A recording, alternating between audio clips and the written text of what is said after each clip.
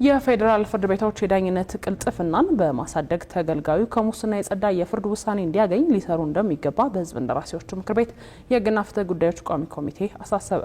ቋሚ ኮሚቴው ጉዳዮች በፍርድ ቤት መር ስምምነት የሚጠናቀቁበት ስርዓትን ማጠናከርና በዚህ ዙሪያ ያሉ ሕጎችን መፈተሽ እንደሚገባም የፌዴራል ፍርድ ቤቶች የ2018 በጀት ዓመት የ9 ወራት እቅድ አፈጻጸም ሪፖርትን ባደመጠበት ወቅት አመላክቷል።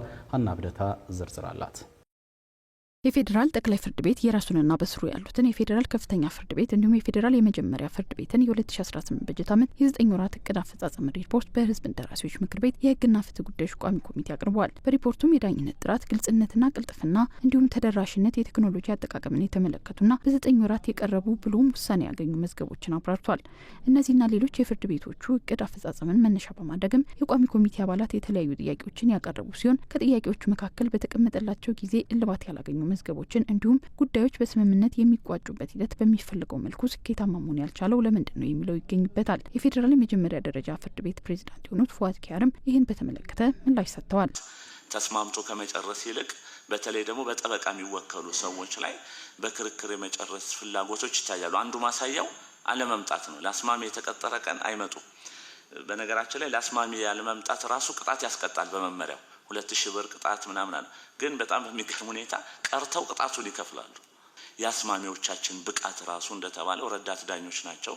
የላይፍ ኤክስፒሪየንስ የስራ ልምዳቸው እነሱ ጋር የሚመጡት ሰዎች ከነሱ የተሻለ የስራ ልምድ የተሻለ የህይወት ልምድ ያላቸው ከመሆኑ አንፃር በዚህ ውስን ኃይል በዚህ ውስን ረዳት ዳኛ ተሰርቶ 30% መምጣቱን ነው እኛ እንደ ጥሩ ጅማሩ ያየነው። ግን ሌላው ከቋሚ ኮሚቴ አባላት የተነሳው ጉዳይ ደግሞ የሴቶችና ህጻናት ችሎቶችን ውጤታማነት የሚመለከተው ነው። ይህን በተመለከተም የፌዴራል የመጀመሪያ ደረጃ ፍርድ ቤት ምክትል ፕሬዝዳንት የሆኑት አሰልፈች አበበ ተከታዩን ብለዋል። ምድብ ችሎቶች ላይ ነጻ የህግ አገልግሎት በተለይ ሴቶች ህጻናት እንዲያገኙ ብዙ ስራዎች ተሰርተዋል። ከጠቅላይ ፍርድ ቤት የህጻናት ፍትህ ፕሮጀክት ጋር በመሆን 2 ምድብ ችሎቶች ላይ አሁን አዲስ ከተማና ለሚኩራ እየተደራጀ ይገኛል ማለት ነው። ይሄ በጣም በርካታ ተገልጋዮች ናቸው በዚህ የሚጠቀሙት። እያንዳንዷ በተለይ ከጾታዊ ጥቃት ጋራም በተያያዘ በሶሻል ወርከሮች ሳይደገፍ ምንም የሚስተናገድ መዝገብ የለም ማለት ነው። የፌዴራል ፍርድ ቤቶች ተደራሽነትን ለማሻሻል በፌዴራል ከፍተኛ ፍርድ ቤት ተዘዋዋሪ ችሎቶችን ለመስጠት ቢታቀድም አፈጻጸሙ ግን ከ50 በመቶ አለመዝለሉን የገለጸው ቋሚ ኮሚቴው ይህ ለምን ሆነ ብሎ ጠይቆ የፌዴራል ከፍተኛ ፍርድ ቤት ምላሽ ሰጥቶበታል። አዲስ ዳኞች ከመሾማቸው በፊት የነበሩ ዳኞች በቁጥር አነስተኛ ነበሩና የተዘዋዋሪ ችሎት ላይ አፈጻጸሙ ላይ ራሱ የሆነ ጫና አለው።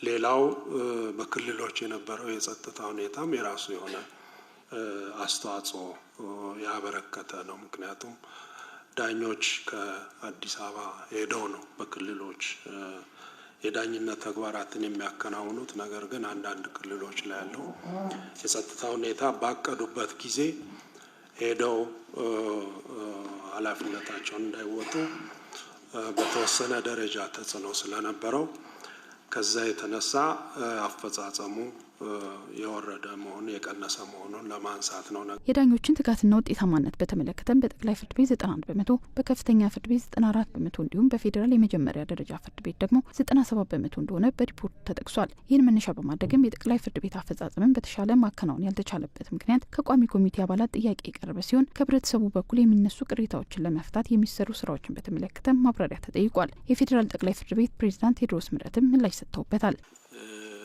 ከዳኞች ትጋት አንጻር ጉድለት አለ የሚያስብል ምንም ነገር እንደሌለ ለማረጋገጥ እንወዳለን። በየጊዜው ይመዘናል።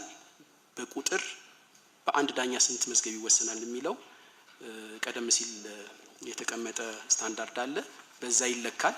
ከዛ አንጻር ስናይ ብዙ ጉድለት አናገኝም።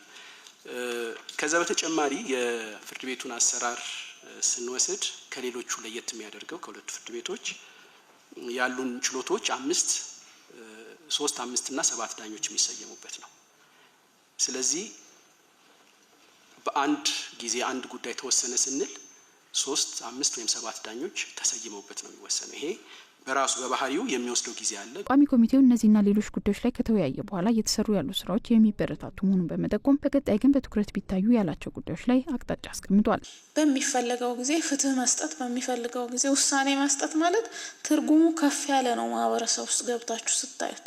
ስለዚህ ከዚህ አንጻር ያሉ ጉዳዮች አሁንም እያሳደጉ መሄድ በጣም ጠቃሚ ነው። ከፍርድ ቤት መር አስማሚነት ስርዓት ጋር ተያይዞ ያለው ነገር ለምንድን ነው የማይፈለገው የሚለውን ነገር ነው ማየት ያለብን። 2,000 ብር ከፍሎ ጉዳዩን ሜስ ማድረግ ነው የሚፈልገው። ከጀርባ የሚያገኘው በርካታ ጥቅም ስላለ ማለት ያልተገባ ጥቅም፣ ይሄንን የማይፈቅድ መመሪያ ነው እናንተ ማውጣት ያለባችሁ። 2,000 ምንም ናት። ልዩ ድጋፍ የሚያስፈልጋቸው ሴቶች፣ ህጻናትና አረጋውያን ጉዳይም በትኩረት ሊያዝ እንደሚገባ የተመላከተ ሲሆን የፌዴራል ፍርድ ቤቶች 7ኛው ሀገራዊ ምርጫ ሰላማዊ፣ ታማኒ ሆኖ መጠናቀቅ እንዲችል የሚጠበቅባቸውን እንዲሰሩ ቋሚ ኮሚቴው ያሳስበዋል።